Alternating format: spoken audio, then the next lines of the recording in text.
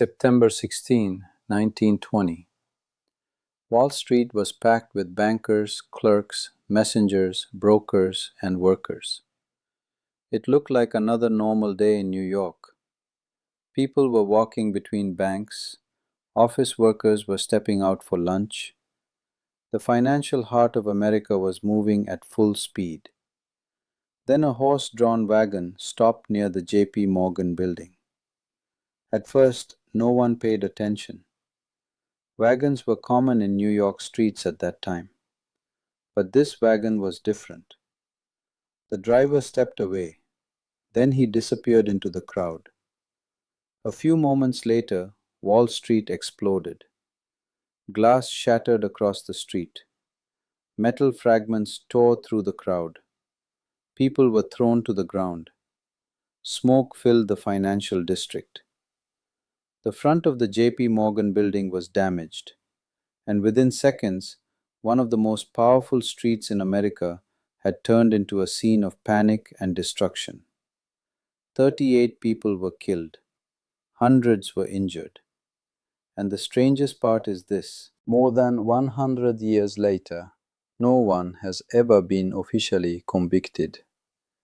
This is the story of the forgotten bombing of Wall Street, a deadly attack in broad daylight, a mystery that shocked America, and one of the most disturbing unsolved cases in US history.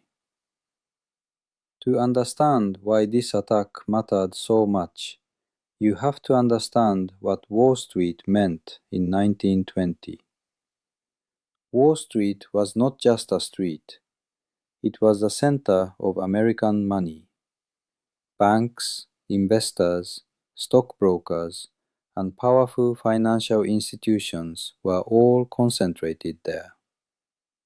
The J.P. Morgan building stood at 23 Wall Street.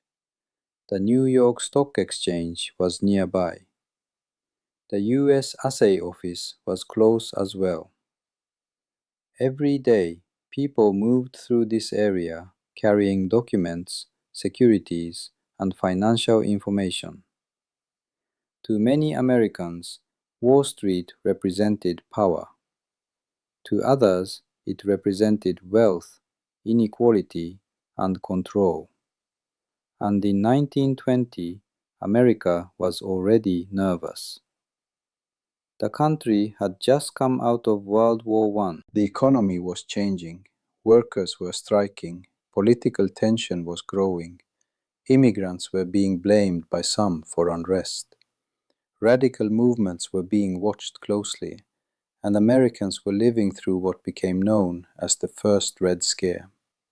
There was fear of communism, fear of anarchism, fear of revolution, fear that political violence could spread inside the United States. So when Wall Street exploded, many people immediately believed this was not random. They believed it was a message. That morning had started like any other. The lunch hour was approaching. Crowds filled the financial district. Then the wagon rolled into position near the J.P. Morgan building. It stopped in one of the busiest and most symbolic places in America. The driver left. Nobody stopped him. Nobody knew what was inside. Then at 12:01 p.m., the explosion ripped through Wall Street. The blast was sudden and devastating. The wagon was destroyed. The horse was killed. Windows shattered across nearby buildings. Cars and street fixtures were damaged. People ran in every direction. Some did not even understand what had happened at first. 1 second, Wall Street was filled with routine business. The next, it was filled with smoke, screams, broken glass, and blood. The attack appeared to target Wall Street's power. But many of the people who died were not powerful bankers. They were ordinary workers, clerks, messengers, stenographers, bookkeepers, people who had simply stepped outside at the wrong moment. That is one of the most tragic parts of the story. If the attack was meant to strike at American finance, the people who paid the price were mostly everyday people. Within minutes, police rushed to the scene. Doctors and nurses were called. Cars were used to carry injured people to hospitals. People tried to help strangers lying in the street. The New York Stock Exchange suspended trading for the day. Wall Street had been attacked. And for a short time, the most powerful financial district in America was frozen.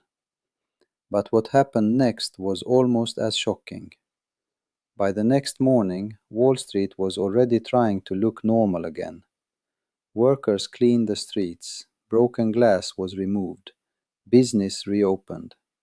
The message was clear. The financial system wanted to show that it could not be shaken. But behind that image of control, investigators were facing a terrifying question. Who did this? At first, many people believed the target was J.P. Morgan. The Morgan firm was one of the most powerful financial institutions in the world. It had connections to banking, industry, and wartime finance. To radicals who hated capitalism, the Morgan name represented everything they opposed. But J.P. Morgan Jr. was not even in the country when the explosion happened. He was in Europe. So if the attack was meant to kill him personally, it failed. Still, the location was not accidental. The wagon had stopped near one of the most powerful symbols of American finance. The explosion sent a message even without a signed confession. Wall Street could be reached. Even the center of American financial power was vulnerable. Investigators quickly looked toward anarchist groups. This was not a random guess. America had recently seen a wave of politically motivated violence. In 1919, bombs had been mailed or planted in several American cities. Officials, judges, businessmen, and law enforcement figures had been targeted. The country was already afraid of radical violence, and the Wall Street bombing seemed to fit that pattern. One group that drew attention was connected to followers of Italian anarchist Luigi Galliani. His supporters believed in violent action against government and capitalist institutions. Some investigators and later historians suspected that people connected to this movement may have been involved. There were also theories that the bombing may have been connected to anger over the treatment of anarchists and radicals in America. Some linked it to the atmosphere around Sacco and Vanzetti, two Italian immigrants and anarchists whose case became internationally famous. But suspicion is not proof, and proof was exactly what investigators struggled to find. The explosion had destroyed much of the evidence. The wagon was blown apart. The driver had vanished. The horse could not identify anyone. Witnesses remembered pieces of the event, but not enough to name the person responsible. There were no security cameras watching every corner, no DNA testing, no digital records, no phones tracking movement. Investigators had to rely on witness statements, fragments, political intelligence, and detective work, and none of it was enough. One name that later appeared in theories was Mario Buda. He was connected to anarchist circles and later left the United States for Italy. Some historians have suspected he may have played a role in the bombing, but he was never tried for it. No courtroom proved the case. No official conviction happened. And that is why the mystery remains. The attacker disappeared from the most powerful street in America and was never caught. The bombing also had a wider impact. Because America was already living through the Red Scare, the attack intensified fear across the country. Radicals were watched more closely. Immigrants became targets of suspicion. Labor organizers and political activists faced more pressure. The country was not only grieving, it was looking for enemies. And that is one of the dangerous effects of fear. When people are scared, suspicion can spread faster than truth. The Wall Street bombing did not happen in isolation. It happened during a time when America was arguing over what kind of country it was becoming. Workers wanted better conditions. Business leaders wanted control. Immigrants were building new lives. Politicians feared revolution. And after the Russian Revolution, many Americans worried that similar unrest could happen in the United States. So the Wall Street bombing became more than a crime scene. It became a symbol of national anxiety. To some, it proved that radicals were dangerous. To others, it showed how divided and unstable the country had become. But for the families of the victims, it was not a political symbol. It was a personal tragedy. People went to work that morning and never came home. Others survived with injuries that changed their lives. And many families never got the justice they deserved. In the weeks after the attack, newspapers covered the bombing heavily. Wall Street had been struck in broad daylight, not at night, not in a hidden alley, not in a remote place, but in the open, during lunch hour, in front of America's financial elite. The shock was massive. But as time passed, the story slowly faded. Other events took over American memory. The Great Depression, World War II, the Cold War, later national tragedies. And somehow the Wall Street bombing became a forgotten chapter. That is surprising because for decades it was one of the deadliest attacks on US soil. It killed 38 people. It injured hundreds. It shook New York. It targeted one of the most symbolic places in America. And yet many Americans today have never heard of it. So why was it forgotten? One reason is that the case was never solved. History often remembers clear villains. It remembers trials, confessions, punishments, final answers. But the Wall Street bombing gave America none of that. There was no captured mastermind, no dramatic courtroom confession, no final moment of justice, only theories, only suspicion, only unanswered questions. Another reason is that Wall Street moved on quickly. The financial district needed confidence. Banks and markets depend on trust. If Wall Street looked weak, fear could spread.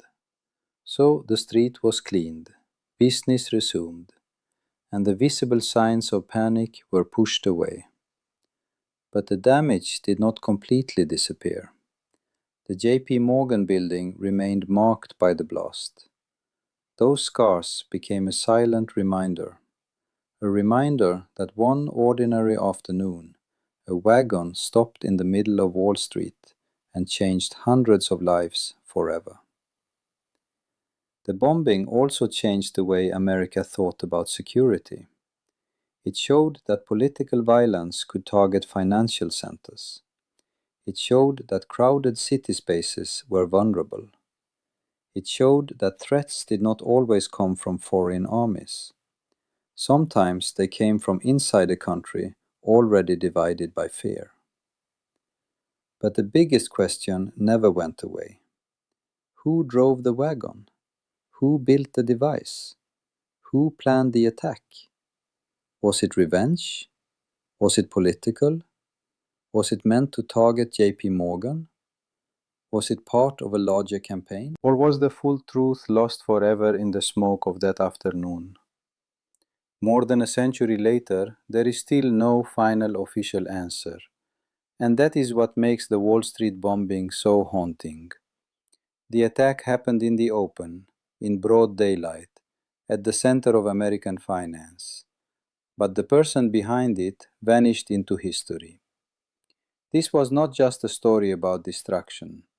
It was a story about power, fear, justice, memory, and how even one of America's most shocking events can almost disappear from public attention. Maybe America forgot because there was no ending. Maybe Wall Street wanted to move on. Maybe unsolved stories are harder to teach. But forgetting does not make the event less important. On September 16, 1920, a horse-drawn wagon rolled into Wall Street. A driver stepped away. An explosion shook New York. 38 people died. Hundreds were injured. Buildings were scarred. Families were destroyed. And the person behind it was never officially convicted. So the next time someone says Wall Street history is only about money, remember this. Wall Street was once the scene of a deadly unsolved bombing. A bombing so powerful it scarred buildings. A bombing so mysterious it confused investigators for decades. A bombing that exposed the fear and political tension of its time. And a bombing that many Americans today have never even heard of. The forgotten bombing of Wall Street was not just an attack on a street, it was an attack on one of America's most powerful symbols. And more than 100 years later, the mystery still remains. If you want more hidden American history they never taught in school, subscribe for the next story.